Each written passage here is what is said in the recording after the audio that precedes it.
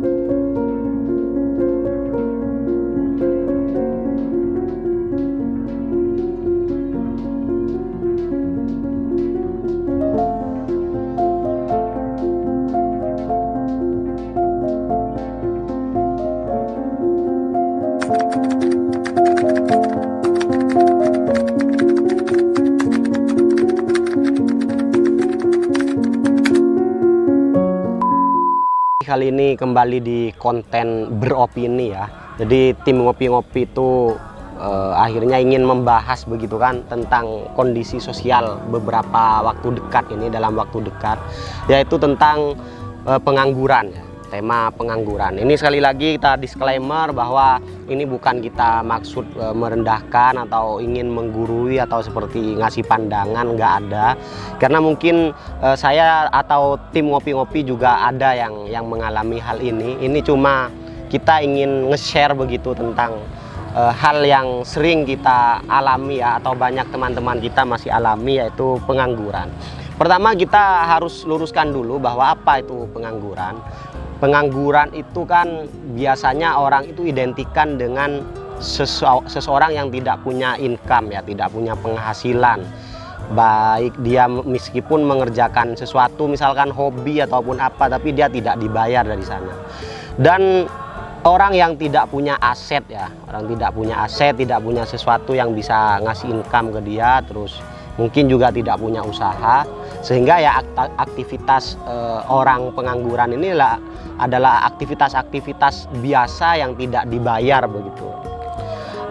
Banyak sekali teman-teman saya dan juga mungkin saya beberapa waktu yang lalu yang mengalami ini, dan biasanya teman-teman mirisnya itu biasanya pengangguran itu lama begitu kan, lama masanya itu, fasenya itu. Kalau orang sudah pengangguran, kalau tidak segera aware dengan kondisinya itu biasanya lama. Dan saya juga kaget banget, saya dikasih data ini, ternyata dari BPS itu banyak sekali pengangguran di Indonesia ini. Kalau menurut BPS pada hingga Agustus 2022 ini ada sekitar 5,88% dari total angkatan kerja nasional, yaitu sekitar 8.400.000. Bayangkan ada 8.400.000 orang tidak bekerja, tidak punya penghasilan teman-teman.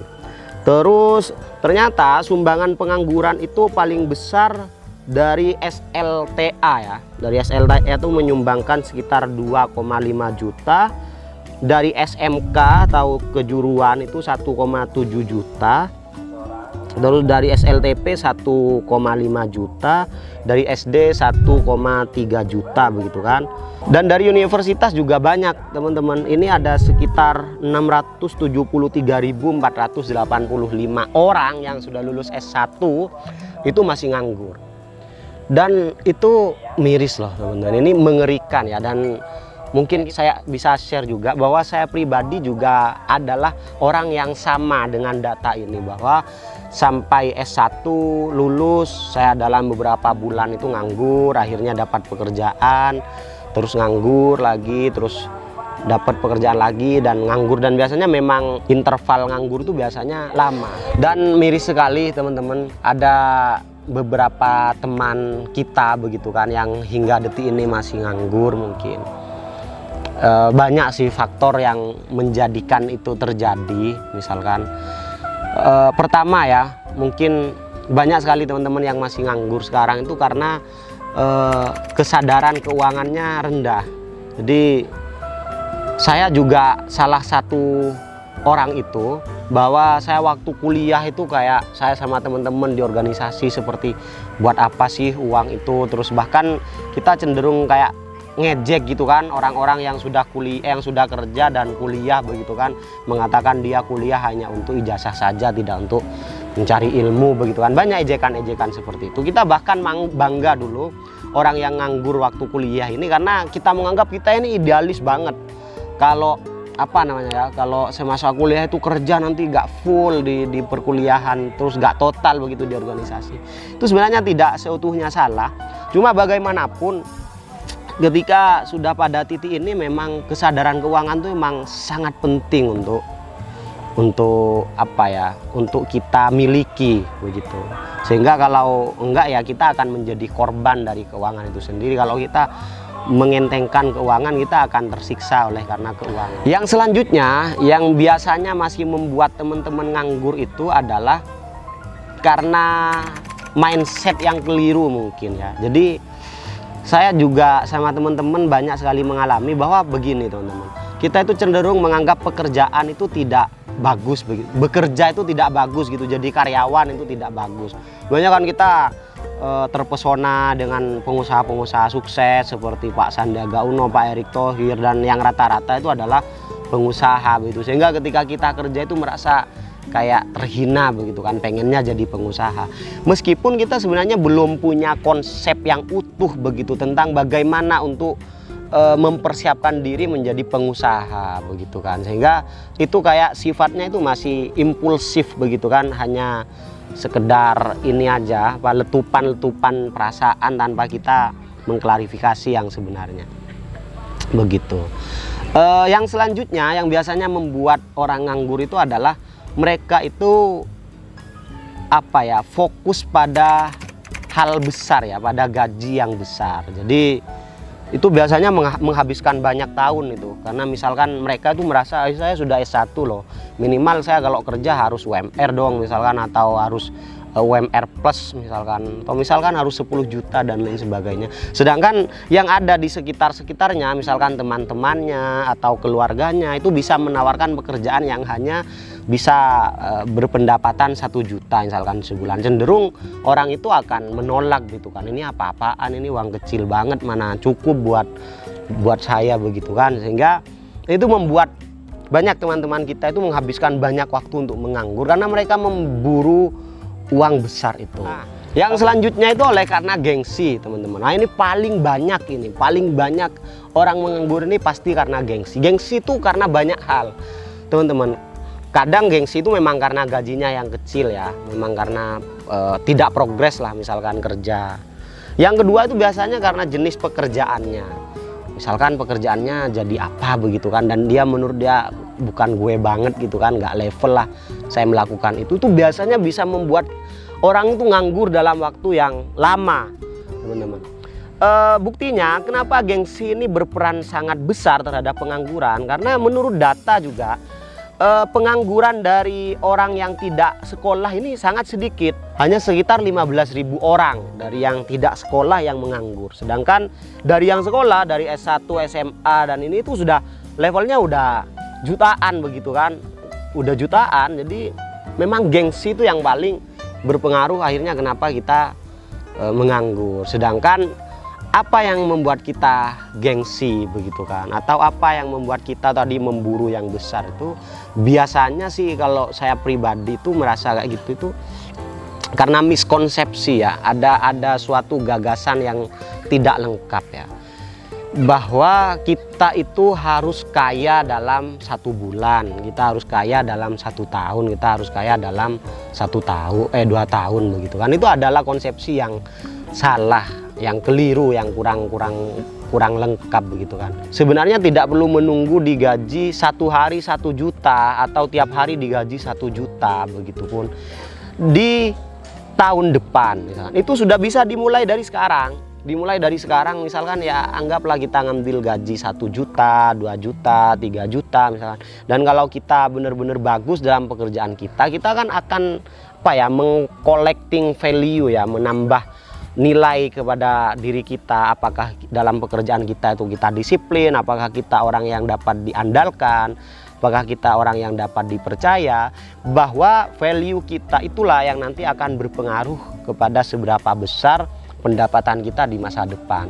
Kalau kita membuang-buang waktu hanya karena tidak mau yang gaji kecil itu, ya bukan hanya kemungkinan besar kita tidak dapat gaji yang besar, tapi kemungkinan besar kita hanya akan hidup dari berhutang ataupun bergantung kepada orang lain, atau bahasa kasarnya itu menjadi beban daripada orang lain. Opini kita tentang nganggur ini apa sih teman-teman?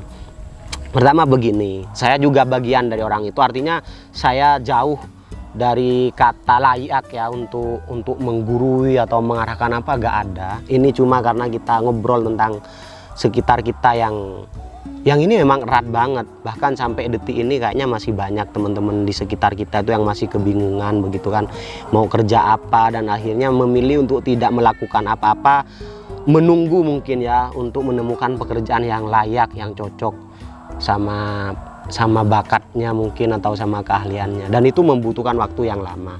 Sebenarnya it's okay saja sih selama kita bisa bertahan ya dalam kondisi seperti itu, tapi mungkin itu tidak bagus. Karena apa? Kalau kita tidak punya income, tidak bisa juga collecting value ke diri kita juga nanti akan berkurang tuh, gak bermanfaat ke sekitar teman-teman. Jadi kita kayak kurang bisa bermanfaat lah kayak gitu. Ini bukan soal kalau kerja akhirnya kita bermanfaat dalam artian ngasih uang, enggak. Tapi memang karena dari uang itu, dari uang atau dari pekerjaan yang menghasilkan value ke kita, itulah yang nanti bisa membuat kita punya mental pemberdayaan yang lebih baik gitu. Makanya mungkin ada benernya yang dibilang, ada quote-quote anak beberapa tahun lalu itu, bahwa capek kerja itu gak ada apa-apanya daripada capek nganggur. Oleh karena selain capek misalkan tidur, ini juga nganggur tuh sering buat kita bingung, minder, kayak tidak punya value, tidak merasa tidak pantas, dan itu sangat buruk banget buat mental. Mungkin ini yang terakhir mungkin dari obrolan ini. Kita sih pengen teman-teman do something aja. Udah gak apa-apa, gak usah nunggu gaji besar. Kayak saya sekarang kan, kayak temen-temen tim ngopi-ngopi sekarang ini kecil banget gajinya dibanding orang-orang yang sudah ada yang digaji beberapa, ada yang puluhan juta, ada yang jutaan gitu. Kita kecil tapi ya kita lakukan aja. Malah sambil lalu kita melakukan itu, kita collecting value itu untuk akhirnya value kita nambah, terus pendapatan kita nambah, terus kita juga bisa lebih bebas begitu kalau sudah keuangannya sudah bagus. Sehingga mungkin dari ini saya pengen share banget ke teman-teman, mulai dari mungkin level apapun ya, saya tidak tahu apakah mahasiswa atau apa. Kalau menyebutkan ini spesifik nanti juga takut disalahkan. Ya intinya segeralah disadari tentang literasi keuangan, bahwa uang itu sangat-sangat penting untuk segera kita sadari keberadaannya gitu. Itu saja mungkin teman-teman, thank you.